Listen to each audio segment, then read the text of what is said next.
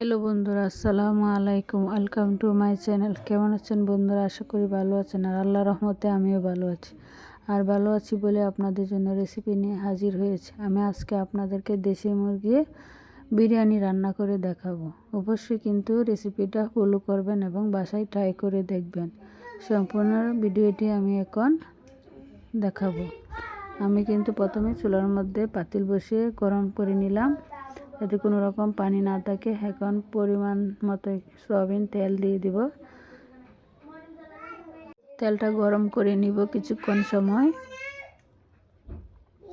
আমার কিন্তু তেলটা গরম হয়ে গেছে। এখন আমি 3 পিসের মতো তেজপাতা দিয়ে দিলাম। তেজপাতাটা একটু ভেজে নিব।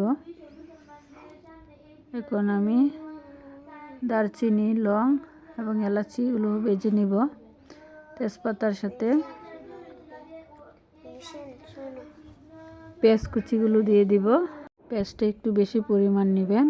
এখন আমি রসুনগুলো দিয়ে দিব। রসুনগুলো আস্তে রেখেছি।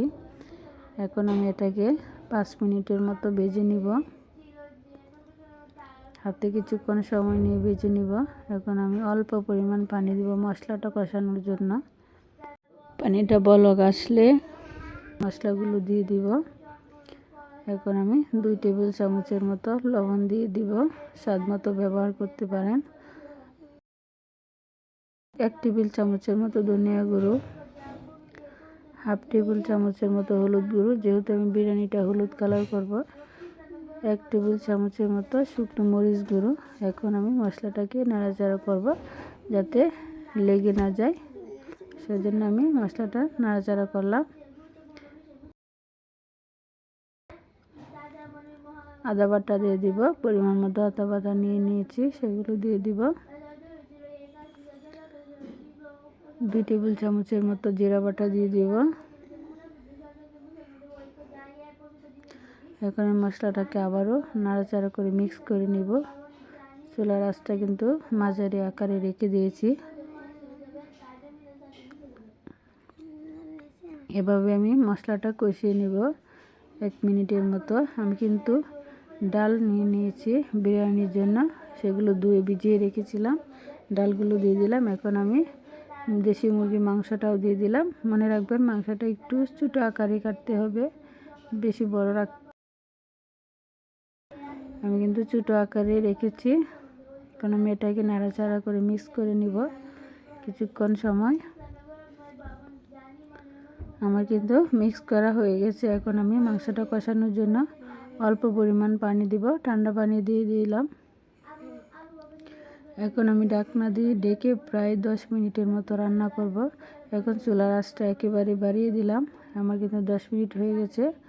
এখন আমি আবারও মাংসটাকে নাড়াচাড়া করব যাতে নিচ দিয়ে লেগে না যায়, সেজন্য আমি মাংসটা নাড়াচাড়া করলাম। আবারও ঢেকে প্রায় 5 মিনিটের মতো রান্না করব। আমি কিন্তু দ্বিতীয় ধাপ রান্না করলাম।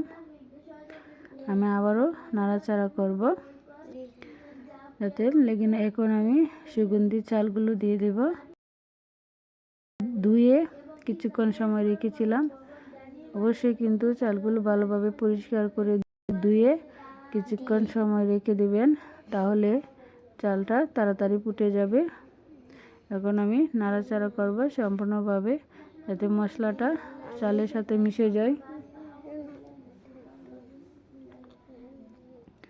কিছুক্ষণ সময় নিয়ে এভাবে নাড়াচাড়া করবেন আস্তে আস্তে করে। এভাবে চালটা কিন্তু ভাজা হয়ে যায়।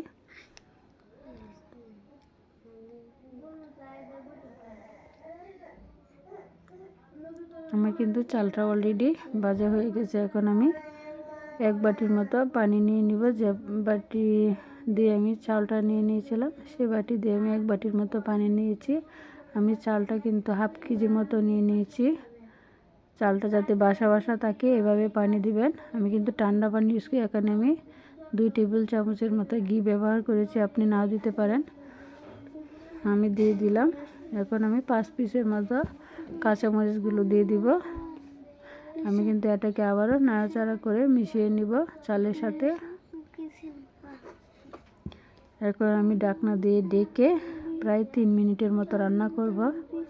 আমার কিন্তু 3 মিনিট হয়ে গেছে। আমি কিন্তু চালটাকে আবারও নাড়াচাড়া করব যাতে পাতিলে লেগে না যায়। সেই জন্য এখন আমি দ্বিতীয় ধাপে চলে যাব। আমি আবারও ঢাকনা দিয়ে ডেকে 3 মিনিট রান্না করব। আবারও আমি ঢাকনাটা উঠিয়ে নাড়াচাড়া করব। আমার পানিটা কিন্তু অলরেডি কমে এসেছে। এখন আমি চুলার আঁচটা কমিয়ে নিব। আবারও ডেকে প্রায় 2 মিনিটের মতো রান্না করব। দেখেন আমার পানিটা কিন্তু অলরেডি কমে গিয়েছে, সেই জন্য আমি চুলার আঁচটা একেবারে স্লোতে নিয়ে নিলাম। এখন আমি এটাকে ভালোভাবে নাড়াচাড়া করব।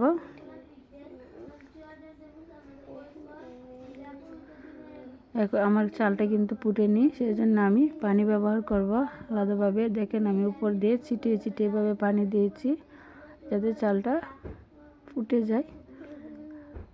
আমি কিন্তু ঢাকনা দিয়ে ডেকে দিব, ডেকে আবার 2 মিনিটের মতো রান্না করব।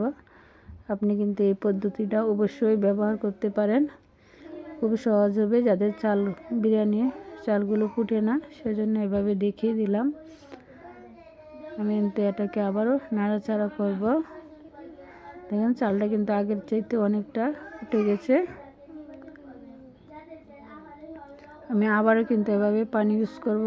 দেখেন আমি কিন্তু ছিটিয়ে ছিটিয়ে উপর দিয়ে এভাবে পানি দিয়ে দিলাম। আমার চালটা কিন্তু তাড়াতাড়ি ফুটে আসবে, আমার বিরিয়ানিটা তৈরি হয়ে যাবে। আমি কিন্তু আবারও ডেকে প্রায় 2 মিনিটের মতো রান্না করব। আমার কিন্তু 2 মিনিট হয়ে গেছে, চালটাও ফুটে গেছে। আমার বিরিয়ানিটা কমপ্লিট। ধন্যবাদ বন্ধুরা ভিডিওটা দেখার জন্য।